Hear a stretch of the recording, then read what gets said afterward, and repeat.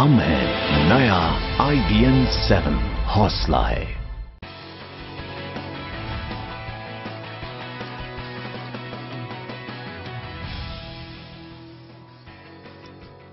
और देश दिन भर में अब हम आपको दिखाएंगे देश के कोने कोने की खबर, और ये खबरें आप तक पहुंचाएंगे नेटवर्क 18 के 2000 संवाददाताओं की टीम, 2000 रिपोर्टर्स हर दिन आपके इलाके की हर बड़ी खबर आप तक पहुंचाएंगे, सबसे सटीक और सबसे पहले। सबसे पहले हम चलते हैं पुनीत त्रिपाठी के पास। दीपावली के त्योहार पर मीठा खाने वाले जरा हो जाइए सावधान। दीपावली के त्योहार को सफेद दूध का काला कारोबार करने वाले मिलावटखोरों की लग चुकी है नजर। पश्चिमी उत्तर प्रदेश के करीब दर्जन भर जगहों पर बन रहा है नकली मावा। सक्रिय मिलावटखोर वेस्ट यूपी के मेरठ, हापुड़, गाजियाबाद और बुलंदशहर जिलों में भी नकली मावा बनाने की तैयारी में लगे हुए हैं। वहीं जानकारों की माने तो मिलावटखोरों को मिठाई विक्रेताओं के यहां से भी विशेष ऑर्डर मिले हुए हैं। 1 लीटर शुद्ध दूध से 10 लीटर सिंथेटिक दूध में रिफाइंड, चूना, ग्लूकोज और यूरिया आदि घोलकर 10 गुना पानी मिलाया जाता है। सब नकली आइटम होता है, सिंथेटिक दूध वगैरह सारे कारीगरी करते हैं। फायदा लगभग ज्यादा 100 लगा के 500 कमा लो। त्योहारों के मद्देनजर मेरठ में खाद्य विभाग और सिटी मजिस्ट्रेट की संयुक्त टीम ने भारी पुलिस बल के साथ मिलकर बाजार में कई जगहों पर छापे मारे, लेकिन मिलावटखोरों पर इस छापेमारी से कोई फर्क पड़ता हुआ नजर नहीं आ रहा है। IBN 7 के लिए हरीश शर्मा, मेरठ। दिल्ली से सटे नोएडा के खाद्य विभाग ने मिलावटी मिठाई और मिठाई बनाने में इस्तेमाल होने वाली खराब चीजों को जब्त करना शुरू कर दिया है। विभाग ने नोएडा एक्सप्रेसवे पर गाड़ियों की चेकिंग के दौरान 200 किलो मावा और 400 किलो खराब पनीर जब्त किया है। मुरादाबाद में खाद्य विभाग ने छापेमारी के दौरान ऐसी मिठाइयां जब्त की हैं जिन पर चांदी की जगह एल्यूमिनियम का वर्क इस्तेमाल होने की बात सामने आई है। एल्यूमिनियम का वर्क खाने से कैंसर तक होने का खतरा बना रहता है। जो मिलावट इस तरह के हों जिससे किसी की जान को खतरा हो सकता है, किसी की अस्थायी अपंगता हो सकती है, तो उसके लिए जुर्माने के साथ साथ कैद का भी प्रावधान किया गया है। कासगंज में मिलावट की खबर पर पुलिस ने 7 महिलाओं को 100 किलो नकली घी के साथ पकड़ा है। खाद्य विभाग की टीम ने घी के सैंपल को जांच के लिए भेजा है। राजधानी लखनऊ में भी प्रशासन के तेवर सख्त हैं। गड़बड़ी की शिकायत मिलने पर मिठाई की दुकानों पर ताबड़तोड़ छापे मारे जा रहे हैं। हरियाणा, पंजाब, हिमाचल और जम्मू कश्मीर की खबर बताएंगे अमित। हरियाणा के मुख्यमंत्री का ताज मनोहर लाल खट्टर के सर पर सजाया गया है।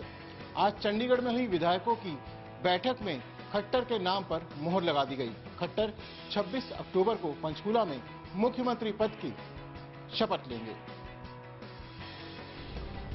मनोहर लाल खट्टर 1970 में RSS से जुड़े थे और पिछले 40 सालों से संघ और पिछले 2 दशकों से बीजेपी का हिस्सा हैं। साल 2002 में खट्टर को जम्मू कश्मीर में चुनाव का जिम्मा दिया गया था और साल 2004 में उन्हें दिल्ली और राजस्थान सहित 12 राज्यों में चुनाव की जिम्मेदारी दी गई थी। उसके बाद उन्हें जम्मू कश्मीर, पंजाब, हरियाणा, चंडीगढ़ और हिमाचल प्रदेश का रीजनल संगठन महामंत्री बनाया गया था। PM मोदी के करीबी खट्टर ने इस बार पहली बार करनाल विधानसभा क्षेत्र से चुनाव लड़ा और जीत हासिल की।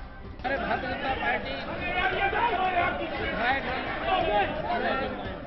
सर्वसम्मति से विधायक का नेता चुना है। पिछली बार मात्र 4 सीटें जीतने वाली बीजेपी इस बार स्पष्ट बहुमत के साथ राज्य में सरकार बना रही है।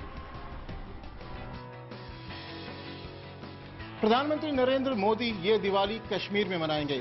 खुद प्रधानमंत्री ने ट्वीट कर ये जानकारी दी कि वो ये दिवाली कश्मीर के लोगों के साथ मनाएंगे। गौरतलब है कि हाल ही में आई बाढ़ की वजह से जम्मू कश्मीर के कई इलाके तबाह हो गए थे। PM पहले भी कश्मीर के दौरे पर गए थे और उन्होंने वहां से लौटने के बाद कहा था कि वो एक बार फिर कश्मीर जाना चाहते हैं।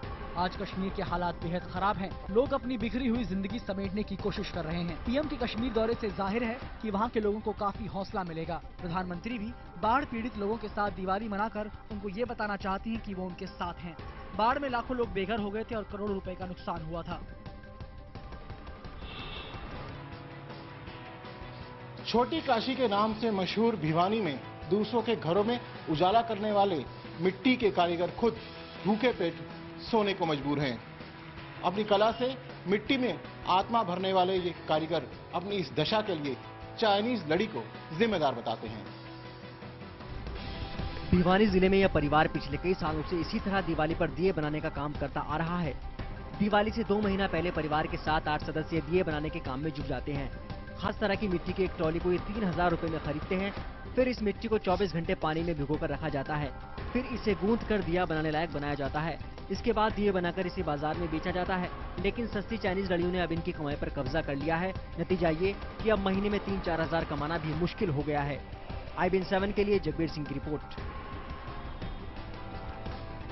अब यूपी और उत्तराखंड की खबरें बताएंगे मेरे सहयोगी शर्मन। शुक्रिया अमित। आज धनतेरस है और 2 दिन बाद दीपावली। ऐसे में बाजारों में काफी रौनक नजर आ रही है। सोने चांदी की लक्ष्मी, गणेश और पटाखों की खरीदारी के लिए लोगों की काफी भीड़ उमड़ रही है। गोरखपुर के सराफा बाजार में खरीदारों की भीड़ लगनी शुरू हो गई है। इस साल सोने चांदी के दामों में आई गिरावट से खरीदार और व्यापारी दोनों उत्साहित हैं। This year the rate has been declined, so I think in that way it's easier for people from different classes. सोना का जो भाव गिरा हुआ है उससे तो बहुत राहत मिली हुई है जो कस्टमर को।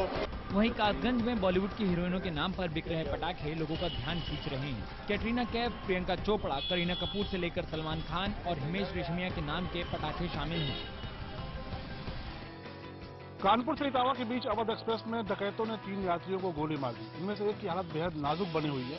घायल यात्री को GRP की मदद से स्थानीय अस्पताल में भर्ती कराया गया है। मुंबई से गोरखपुर जा रही अवध एक्सप्रेस रात लगभग 2 बजे जब इटावा से कानपुर की तरफ चली तो भरतना स्टेशन के पास जनरल कोच में डकैतों ने हमला बोल दिया। उन्होंने दिवाली पर मुंबई से अपने घर लौट रहे यात्रियों को तमंचे के बल पर लूटना शुरू कर दिया। यात्रियों का आरोप है कि जब उन्होंने विरोध किया तो डकैतों ने उन पर फायरिंग कर दी। ट्रेन थोड़ा स्लो हुआ। हाँ। और कुछ बदमाश लोग आए तो एक धमाका किया, जैसे पटाखे की आवाज, जैसा कोई बोलता है गोली चली। हमने बोला हमारे पास पहचान नहीं है। हाँ। एक भाई बोला उसी बका। हाँ। मार तो साले को गोली। हाँ। तो गोली मार दी गई। गोली मारा, जांग पे तो मैं हाथ से रोका। हाँ। हाथ से गोली लगी है और वहाँ से निकल के जांग पे गई है। पल्स BP वगैरह नॉर्मल है। फर्स्ट एड दे दी है हम लोगों ने। अभी नाउ फर्दर केयर के लिए यहाँ पे भेज रहे हैं सहारा। घायल यात्रियों का आरोप है कि डकैतों ने पूरे डिब्बे में लाखों की लूट की। GRP और RPF का कोई अधिकारी अभी डकैती पर बयान देने को तैयार नहीं है। IBN 7 के लिए अवधेश की रिपोर्ट। पूर्वांचल में इंसेफ्लाइटिस का कहर जारी है। कहा जा रहा है कि हर रोज 4 से 5 मासूमों की मौत इस बीमारी के चलते हो रही है। ऐसे में पीड़ित परिवारों ने इस बार प्रशासन के रवैये के खिलाफ दीपावली न मनाने का फैसला किया। गोरखपुर मेडिकल कॉलेज के इस वार्ड में दर्द से कराते ऐसे मासूमों को दिलासा देने की, समझाने की लाख कोशिशें बेकार जा रही हैं। दिमागी बुखार से मरने वालों का आंकड़ा 500 के पार जा पहुंचा है। जाहिर है सरकार के तमाम दावों और नीतियों के बावजूद दिमागी बुखार का कहर थम नहीं रहा। ऐसे में सरकार से निराश लोगों ने इस बार दिवाली न मनाने का फैसला किया है। किस कदर मनाएंगे जब घर का दिया भी नहीं है तो दिवाली हम लोग क्या मनाएंगे। हम लोग दिवाली वाली नहीं मिला, गम में डूबे हैं। उसी तरह हम लोग क्या दिवाली मनावल जाए। आपके गांव में कुल कितने बच्चे मर चुके हैं? 3 लड़के मर गए ना मस्तक के बुखार से। दिमागी बुखार से निपटने के लिए राज्य और केंद्र सरकार की तरफ से हर साल करोड़ों रुपए की मदद की जा रही है, लेकिन ये रुपए मासूमों को मौत के मुंह में जाने से नहीं बचा पा रहे। IBN 7 के लिए रोहित सिंह की रिपोर्ट। और अब देखते हैं उत्तर प्रदेश की कुछ और खबरें संक्षेप में। उत्तर प्रदेश के इटावा में रेलवे गोदाम में खड़ी मालगाड़ी से खाद की 100 बोरियों की चोरी हो जाने का मामला सामने आया है। गोदाम से खाद निकालने पहुंचे ठेकेदार के मुताबिक चोरों ने सील तोड़कर इस वारदात को अंजाम दिया है। बाजार में इस खाद की कीमत करीब 1 लाख रुपए बताई जा रही है। उत्तराखंड के उत्तरकाशी में अवैध खनन के खिलाफ प्रशासन ने कई जगहों पर छापे मारे। मनेरी इलाके में छापेमारी के दौरान खनन माफिया से जुड़े लोग मौके से फरार हो गए। प्रशासन ने खनन से भरे 3 ट्रकों को जब्त किया है।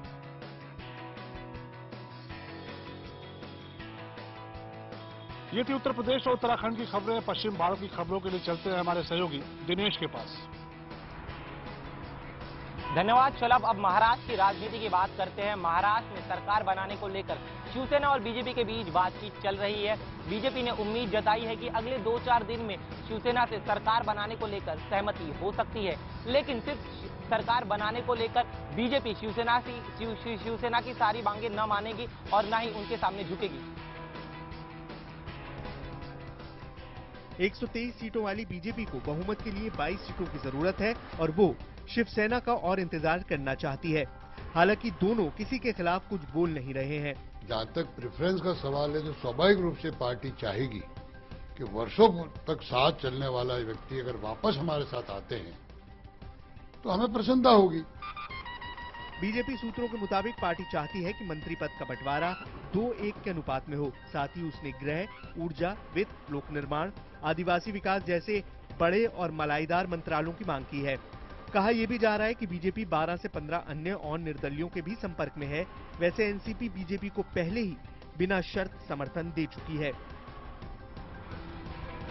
एक तरफ बीजेपी जहां अपने जीत का जश्न मनाने में जुटी हुई है, वहीं दूसरी तरफ पार्टी को इस मुकाम तक पहुंचाने में अहम भूमिका निभाने वाले भारतीय जनसंघ के पूर्व अध्यक्ष बच्छराज की 70 साल की बेटी मीना आचार्य भिलवाड़ा के एक अस्पताल में गुमनामी के बीच जिंदगी और मौत की लड़ाई लड़ रही है। आर्थिक तंगी से जूझ रहे इस परिवार की सुध लेने अभी तक बीजेपी और आरएसएस का कोई नेता अस्पताल नहीं पहुंचा है।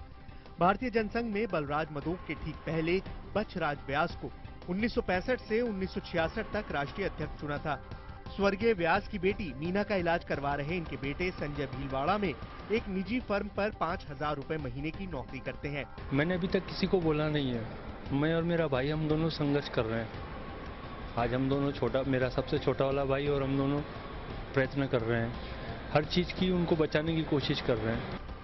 सबसे बड़ी बात तो ये कि संजय के मकान मालिक ने साफ कह दिया है कि अगर मां के इलाज के दौरान उनकी मृत्यु हो जाए तो शव को लेकर घर वापस न आए। खैर, अब उम्मीद यही है कि राज्य से लेकर केंद्र तक सत्तासीन बीजेपी इनकी कोई मदद जरूर करेगी। IBN 7 के लिए नवीन जोशी की रिपोर्ट। वक्त हो चला है ब्रेक का। एक ब्रेक के बाद मध्य भारत की खबरों के लिए चलेंगे भोपाल अपने सहयोगी मनोज शर्मा के पास।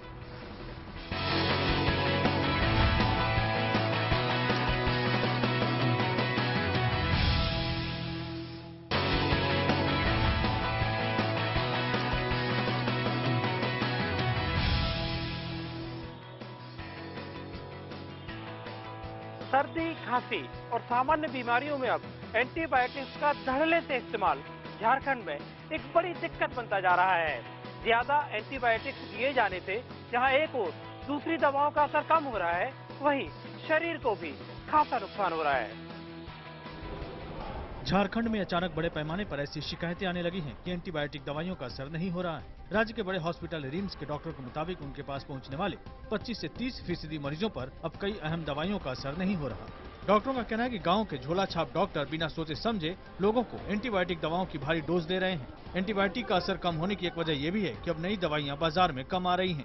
वहीं हर छोटी छोटी बीमारी में एंटीबायोटिक देने और खाने का प्रचलन भी लोगों को नुकसान पहुँचा रहा है। और अब मध्य प्रदेश, झारखंड, छत्तीसगढ़ की कुछ और खबरें। मध्य प्रदेश के सिवनी में पेंच नेशनल पार्क के गेट सैलानियों के लिए खोल दिए गए हैं। पार्क प्रबंधन ने सैलानियों को लुभाने के लिए कई सुविधाओं में इजाफा किया है, जिसके तहत बुकिंग कोटे में 20% का इजाफा किया गया है। छत्तीसगढ़ के बलरामपुर में एक पिकअप वैन और बस में जबरदस्त टक्कर हो गई। इस हादसे में 3 लोगों की मौत हो गई। घटना में घायल 6 लोगों को अस्पताल में भर्ती कराया गया है। ये टक्कर इतनी जबरदस्त थी कि पिकअप वैन में सवार 2 लोगों को गैस कटर की मदद से बाहर निकाला गया। झारखंड के सरायकेला में रंगीन मिट्टी की दुकानों पर भारी भीड़ उमड़ रही है। यहाँ के आदिवासी समुदाय के लोग अपने घरों पर रंगीन मिट्टी की पुताई करते हैं। इस इलाके में रंगीन मिट्टी की पुताई को बेहद शुभ माना जाता है।